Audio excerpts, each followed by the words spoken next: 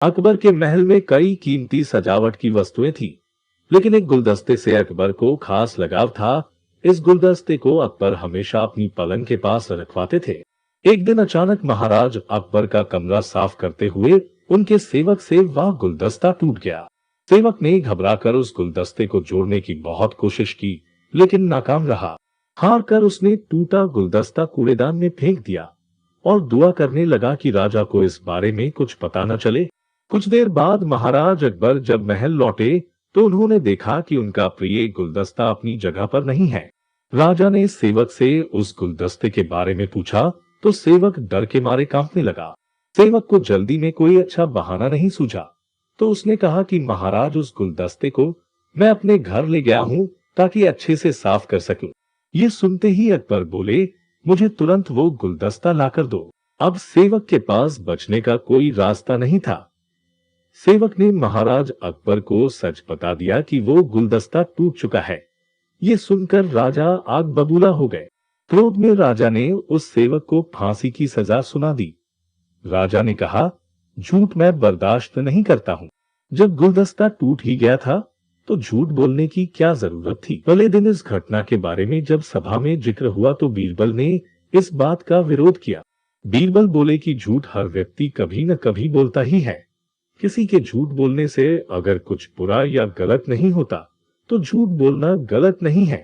बीरबल के मुंह से ऐसे शब्द सुनकर अकबर उसी समय बीरबल पर भड़क गए।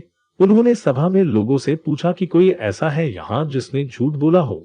सबने राजा को कहा कि नहीं, वो झूठ नहीं बोलते। ये बात सुनते ही राजा ने बीरबल को राज्य से निकाल दिया। राज दरबार से निकलने के बाद बीरबल ने ठान ली कि वो इस बात को साबित करके रहेंगे कि हर व्यक्ति अपने जीवन में कभी न कभी झूठ बोलता है। बीरबल के दिमाग में एक तरकीब आई, जिसके बाद बीरबल सीधे सुनार के पास गए।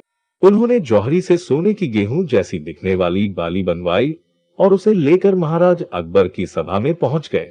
अकबर ने जैसे ही बीरबल को सभा में देखा तो पूछा कि अब तुम यहाँ क्यों आए हो।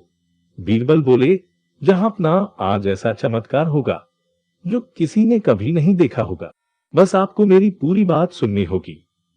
राजा अकबर और सभी सभापतियों की जिज्ञासा बढ़ गई और राजा ने बीरबल को अपनी बात कहने की अनुमति दे दी। बीरबल बोले, आज मुझे रास्ते में एक सिद्ध पुरुष के दर्शन हुए। उन्होंने मुझे ये सोने से बनी गेहूं की बाली दी है और कहा कि इसे जिस भी खेत में लगाओगे वहां सोने की फसल उगेगी। अब इसे लगाने के लिए मुझे आपके राज्य में थोड़ी सी जमीन चाहिए। राजा ने कहा, ये तो बहुत अच्छी बात है, चलो हम तुम्हें जमीन दिला देते हैं।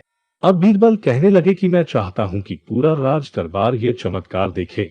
बीरबल की बात मानते हुए पूरा राज दरबार खेत की ओर चल पड़ा। खेत में पहुंचकर बीरबल ने कहा कि इस सोने से बनी गेहूं की बाली से फसल तभी उगेगी जब इसे ऐसा व्यक्ति लगाए जिसने जीवन में कभी झूठ न बोला हो। बीरबल की बात सुनकर सभी राज दरबारी खामोश हो गए और कोई भी गेहूं की बाली लगाने के लिए तैयार नहीं हुआ। राजा अकबर बोले कि क्या राज दरबार में कोई ऐसा व्यक्ति नहीं है जिसने अपने जीवन में कभी झूठ न बोला हो। सभी खामोश थे। बीरबल बोले, जहां अपना आप ही इस बाली को खेत में रोप दीजिए। बीरबल की बात सुनकर महाराज का सिर झुक गया। उन्होंने कहा, बचपन में मैंने भी कई झूठ बोले हैं, तो मैं इसे कैसे लगा सकता हूँ। इतना कहते ही बादशाह अकबर को ये बात समझ आ गई कि बीरबल सही कह रहे थे कि इस दुनिया में कभी न कभी सभी झूठ बोलते हैं। इस बात का एहसास होते ही अकबर उस सेवक की फांसी की सजा को रोक देते हैं। कहानी से सीख, बिना सोचे समझे किसी को बड़ा दंड नहीं देना चाहिए। हर काम को सोच विचार कर ही किया जाना चाहिए। साथ ही एक छोटे से झूठ की वजह से किसी व्यक्ति का आकलन भी नहीं किया जाना चाहिए, क्योंकि कुछ परिस्थितियां ऐसी होती है कि लोग झूठ बोल देते हैं।